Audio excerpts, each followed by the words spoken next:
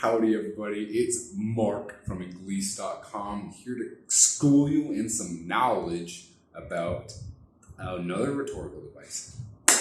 Analogies. Alright, what does that mean? How do people use it? Let's get into that. Analogy, what does it mean to be analogous? How do we use it? What's a rhetorical device? Rhetorical devices are, once again, they're just to help you with your, meaning, your delivery, the message you're trying to give. Does it sound good? Is it appealing? Is it interesting? Rhetorical devices are talking in interesting ways to grab attention. Some of them are personification, allusion, alliteration, and now we're doing, analogies.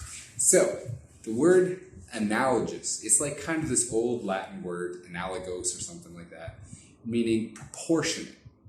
Proportionate is kind of like in mathematics, right? Where, what are the proportions, right? Like in a body of water, it's 30% water, 10% salt, like 60, I don't know anything about water. It's like 89% water, and then it's got salt and other minerals, right?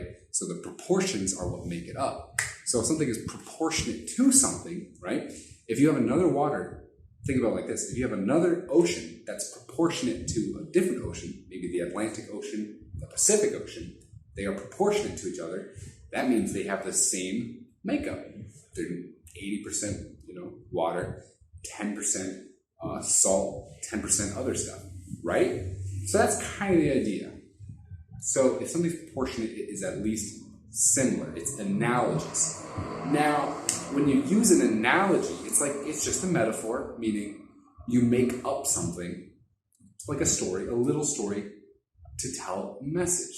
So if you want to just talk about a wise old man who could not live off of his wisdom, you could make up the story, right?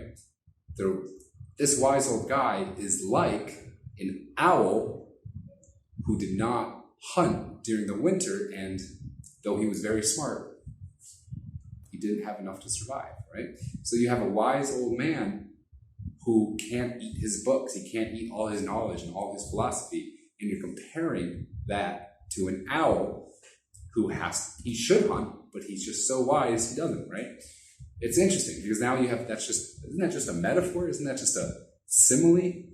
Not really, because an analogy is a metaphor or a simile, but it's really meant to prove a point. It's an argument. So if you disagree with somebody about something, you can say, look, this problem, this disagreement, this issue, imagine it was like this, totally opposite scenario. Now do you understand the way I feel? And they might say, that's a bad analogy. It's not the same. You didn't prove your point. Still disagree. It's a different circumstance. But you felt it was good, right? So an analogy could be like this. If you are in an argument with somebody where you're with your friend and you guys like each other so much, you're like, hey, let me buy you dinner because you don't have any money.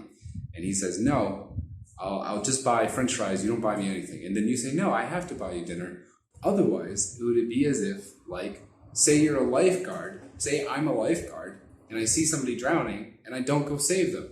And here you are, you're hungry, you haven't eaten. It's like you're drowning. Wouldn't you expect the lifeguard to go save him or be like, nah, he's fine, whatever, no big deal? No, like if your friend is hungry, you feed him. If a person is drowning, a lifeguard saves him. Do you see how it's a bit odd, right? You have the lifeguard and the person who feeds his friend. You have the person drowning and the person who's hungry. It's very abstract, right? But it's a way to prove your argument. You say, no, I'm going to help you. If a lifeguard helps the person who can't swim, I'm going to help my friend who can't eat. Yeah? That's what an analogy does. And it's a way of, basically, here's why it's powerful. If people are emotional during an argument, because it's personal to them, it's immediate, it's on their mind, if you say, wait, think of it like this, right? And you change the story completely. You change the characters, you change the setting, you change the issue a little bit, but it's proportional, it's the same idea, then they can think about it without bias, بدون رأي, okay? Their opinion doesn't matter anymore because it's a different situation. It's like they're judging in Huay el-Din, for something else. And it's very powerful to prove your point in a different way. That's what an analogy is. It's another powerful rhetorical device.